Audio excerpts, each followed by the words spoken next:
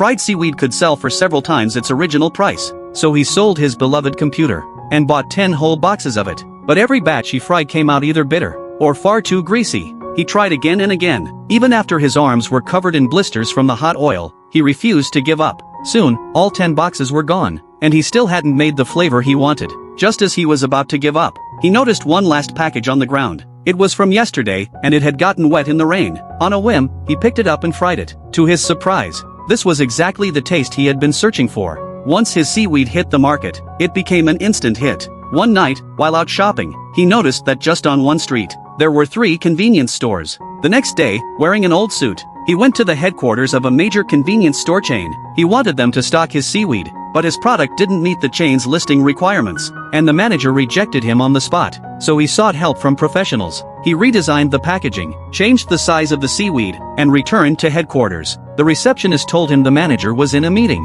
He waited the entire day, only to discover the manager had never been in a meeting at all. Frustrated, he left, handing a pack of seaweed to the security guard on his way out. Opportunities often come without warning. Some HQ employees got a hold of the seaweed, tried it, and couldn't stop eating. Soon, he was called back to headquarters. The manager said his seaweed could be stocked in 72,000 stores, on the condition that his factory passed a food safety inspection. But his factory was just his home kitchen. There was no way it would pass. So he rented a storefront, and officially opened his small factory. The inspection team arrived as scheduled, but as soon as they walked in, they spotted problems. The door paint was still wet, the workers weren't wearing gloves, and the drainage was filthy. It clearly failed to meet standards. He promised to fix everything, and they told him to wait for further notice. He renovated the factory according to the regulations, and finally awaited the second inspection results. But just then, the printer ran out of ink. The critical part of the document didn't print. He ran outside with the paper, and under the sunlight, he finally saw the 2 keywords,